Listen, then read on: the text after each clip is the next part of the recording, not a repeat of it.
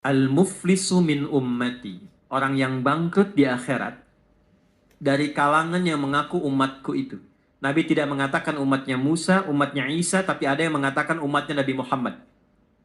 Ya'ti yaumal qiyamah, izin tidak bermaksud mengajari, tapi ingin memberikan pesan khusus bagi tugas Bapak Ibu yang tidak mudah. Kalau bisa konsisten bagi yang muslim tahajud bangun malam, walaupun cuma 2 rakaat. Quran surah 17 ayat 79 sampai 80. Walaupun cuma 2 rakaat. Tugas Bapak Ibu tidak mudah. Kadang-kadang butuh petunjuk dari Allah, kadang dari mimpi, kadang Allah jalankan orang lain memberikan informasi, dikumpulkan kita kontemplasi. Kalau bukan petunjuk Tuhan mustahil. Kata Allah, bangun malam, wa minal laili fatahajjad bi nafilatan lak. Aku berikan 4 hal. 1, asa ayyab'atsaka rabbuka maqaman mahmudan. Kalau engkau konsisten, aku bimbing karirmu ke tempat kedudukan terbaik dan terhormat yang orang lain memuliakannya. Kan ada orang dapat posisi tinggi tapi orang lain belum tentu respect kan? Kalau Tuhan sudah respect, siapa yang bisa mencegah orang lain untuk merendahkannya? Bangun konektivitas itu, kata Allah, aku bimbing dia dengan cara terhormat di posisi terbaik dan orang semua hormat. 2, ini yang mahal. Wa qur rabbi adkhilni mudkhala sidqin. Akan dibimbing menjalani kegiatannya dengan cara yang terbaik. 3, wa akhrijni mukhrajas sidqin. Kalau ada persoalan, aku berikan solusi dengan cara yang paling terbaik. Yang keempat yang paling dibutuhkan, wa ja'alli min ladunka sultanan nasira. Kalau ada yang usil dengan jabatannya, Bud, ingin menjahili, menyingkirkan, menyungkurkan, ini fitrah kata Quran. Semakin tinggi jabatan, semakin besar tantangan. Kata Allah, aku yang akan langsung menolong hambaku itu. Allah yang langsung menolongnya tanpa perantara siapapun. 4. Yang terakhir saya tutup, ada ketakwaan sosial. Hubungan dengan kita semua. Hubungan dengan kita sesama. Itulah yang kita beri nama silaturahim. Maka pindah ayatnya ke ayat pertama di surah yang keempat. Dengan kalimat nas, pembukanya sama. Ya ayyuhan nas. Hei semua manusia. Tuh, balik lagi. Laki-laki, perempuan, bapak ibu dari manapun. Ittaqu rabbakumul ladzi khalaqakum. Tegaskan lagi, tingkatkan takwamu kepada Rabbmu. Takwanya apa di sini? Kalau yang tadi spiritual, yang ini beda. Alladzi khalaqakum min nafsin wahidah wa khalaqa minha zawjaha. Yang telah mencipta engkau dari bapak yang sama, dari satu ibu yang sama. Maksudnya apa? Kalaupun kita beda keyakinan, membangun hubungan baik dengan sosial, setidaknya samakan di satu persepsi berasal dari bapak yang sama, Adam alaihissalam. Jadi kalau nggak sepakat di nilai-nilai keyakinan spiritual, sepakatlah di nilai kemanusiaan yang sama. Karena itu jangan batasi pergaulan sosial kita hanya dengan yang muslim saja. Kalau pengajian, silahkan yang muslim, yang lain punya acara lain. Tapi kalau nilainya sama-sama yang sifatnya sosial, bakti sosial, kegiatan umum, libatkan semua sehingga merasakan kenikmatan yang sama.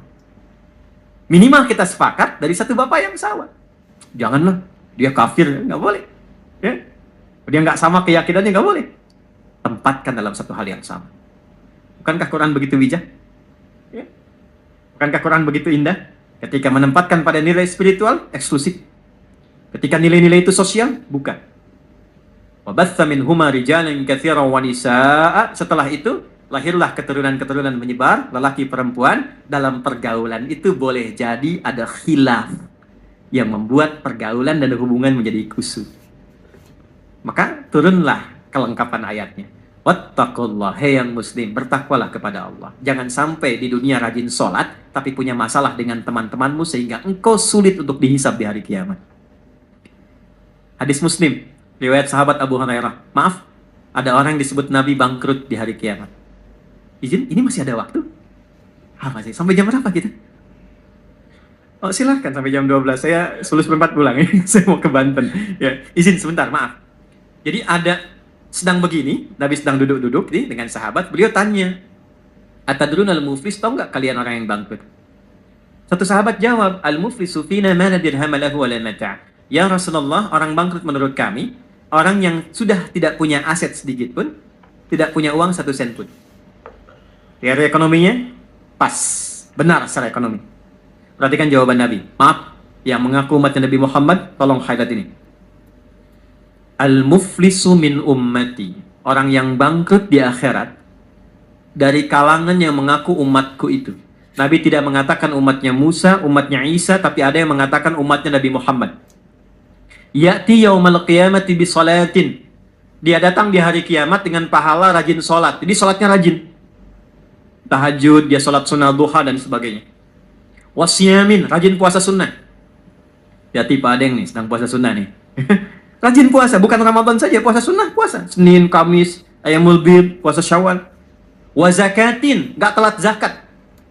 Bahkan disiapkan sebelum waktunya. Kemudian dia sholat, dia puasa, zakat, mungkin juga haji dan umrah. Cuma sayang, wa ya'ti qad syatama hadza. Tapi lisannya gatal cela orang. Senang mencela. Ya, mencela itu sekarang lisan turun ke tangan tuh. Turun ke tangan. Ada ayatnya, al-yauma nakhtimu 'ala afwahihim wa tukallimuna aydihim. Sekarang itu ayat Yasin itu berlaku. Kadang orang mencela, lisannya diam tapi tangannya itu komen. Tangannya komen kan? Sudah mulai sekarang ya. Tinggalnya di Singaparna tapi statusnya nyampe Singapura kan? Tungguin gitu kan? Dan terlibat di situ. Itu pembuktian terbaik sekarang, muncul sekarang. Dan masalah paling banyak kan sekarang, Pak ya? ITE yang banyak diadili itu. Ya. Wa qadzafa hadza, suka nuduh dengan bukti yang tidak ada. Maaf, wa daraba hadza, senang berkelahi. Puncaknya, wa safaka dama hadza. Ada yang menumpahkan darah, membawa nama agama dengan jalan yang tidak benar. Tembak sana, bom sana, doa, Allahu Akbar, Allahu Akbar. Dan itu oleh Nabi, jauh-jauh diingatkan. Hati-hati Pak, kalau ada aliran yang sedikit-sedikit lukai orang, menghukumi orang sekenanya, kata Nabi hati-hati. Karena kita itu sudah lengkap sekali aturannya, pakemnya sudah jelas. Ya. Jadi saya pernah sampaikan di beberapa kesempatan, waktu bom di Jalan Tamrin tuh, izin Pak Dirjen, teman-teman, Bapak Ibu, itu saya sedang di Lampung, duar ledak. Itu pertanyaan pertama langsung bertanya, Ustadz, apakah bom di Jalan Tamrin termasuk jihad fisabilillah? Saya bilang dengan sederhana sekali, Pak, sependek pengetahuan saya, jihad fisabilillah itu jihad di jalan Allah, bukan di Jalan Tamrin. Itu pembuktian terbaik dari apa yang Nabi sampaikan dulu. Nah, orang-orang ini ketika pulang, ini spiritnya, hukum positifnya supaya kita koreksi diri, jangan sampai terjadi. Nanti tu'khadhu hadza min hasanati wa hadza min hasanati. Yang baiknya akan ditimbang karena Allah adil, tapi untuk nutup yang buruknya. Jadi kalau ada orang sholat, senang sekali usil pada orang dengan lisannya, dia caci maki orang, pahala sholatnya diberikan pada yang dicaci itu. Ada orang puasa, tapi saat yang bersamaan bikin hoax, maka pahala puasanya ditarik, ditutupkan pada dosa hoaxnya itu. Ada orang haji, saat bersamaan fitnah, orang diambil pahala haji, diberikan pada yang difitnah itu. Fa'in faniyat hasanatuhu, kalau habis modalnya, masih tersisa yang buruknya. Pernah mencela orang, jadi habis modalnya. Maka itu yang disebut dengan bangkrut. Faturiha finnar, dilemparkan ke neraka dulu untuk dicuci. Maka apa yang harus dilakukan saat masih hidup sebelum wafat? Fattaqullaha alladzi tasaaluna bihi wal arham. Maka kata Allah dipesankan, bertakwalah engkau yang telah beriman, yang muslim.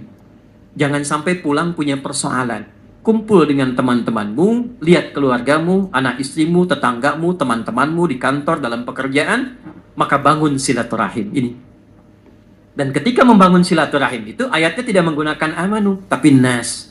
Karena boleh jadi, perilaku yang tidak baik dilakukan itu bukan hanya pada orang Islam, mungkin pada non-Muslim juga. Teman-teman yang hadir saat ini, atau tersambung hybrid yang non-Muslim, ingat ya, kalau ada orang Islam mencela non-Muslim pun dia tetap berdosa. Itulah indahnya Islam. Akhlak sosial itu dihitung merata oleh Allah. Jangan dikira selesai, tidak. Ya, di era Nabi pun orang yang tidak menghormati hak orang lain itu dikecam oleh Nabi. Sekalipun objeknya Nasrani atau Yahudi. Untuk menunjukkan keadilan dalam Islam, sistemnya adalah komprehensif untuk semua. Saya tutup dengan sebuah kisah, bagaimana mengoptimalkan takwa yang terkait dengan kehidupan kita yang beragam dan dinamis. Imam Hasan al-Basri, di akhir kisah kami, tinggal di apartemen yang sederhana. Rumah susun sebetulnya. Bagian bawah, di atasnya Nasrani. Ternyata toilet yang di atas ini, pas tepat di bawahnya itu kamarnya Imam Hasan al-Basri. Imam Hasan al-Basri itu orang soleh, ahli fikih, ahli Quran, ketaatannya luar biasa, dekat dengan Allah, sering mimpi ketemu Nabi. Toilet di atas bocor, Pak. Langsung ke bawah, di sampingnya tempat tidur beliau. Saya tanya dulu ya. Kalau Bapak Ibu dalam posisi itu kira-kira bagaimana dulu? Keluar, ingatkan tetangga ya. Ini levelnya agak tinggi. Ini takwa yang tinggi, yang memang agak sulit menirunya, tapi kita bisa mencari cara lain yang terbaik. Beliau tidak pernah mengingatkan dan menegur tetangganya, tapi mencari solusi untuk menenangkan dirinya. Ambil ember, ditadahi di bawahnya. Setiap kali penuh, buang, ganti lagi. Buang, ganti lagi. Ini kisah nyata. Satu kali sakit. Nah, sakit tidak keluar, tetangga tahu. Yang Nasrani ini jenguk. Bagaimana ini kisahnya? Kok beda keyakinan masih mau jenguk? Kalau tidak membangun hubungan baik, mustahil bisa turun menjenguk. Imam besar loh. Turun ke bawah, dijenguk. Begitu dibuka, akan dipersilahkan masuk kamar. Kaget yang tetangga Nasrani ini. Bukan karena sakitnya Imam Hasan, tapi karena bocornya yang di atas yang beliau tahu itu dari tempatnya. Maka saking kagetnya beliau bertanya, "Yal Imam, mahadha?" Imam, apa ini katanya kan? Jawabnya ringan sekali, "Hadhi fajwah." Ini tuh bocor. Ini bocor. Kenapa Anda nggak bilang katanya kan? Apa jawabannya? Kalau saya bisa tangani sendiri, kenapa mesti merepotkan tetangga? Sudah berapa lama ini terjadi? 20 tahun. Tidak pernah diminta masuk Islam, tidak banyak ceramah tentang kemuliaan Islam, tidak pernah meminta masuk Islam lah begini begitu, tidak. Jatuh tersungkur mengatakan asyhadu an la ilaha illallah wa asyhadu anna Muhammadar Rasulullah.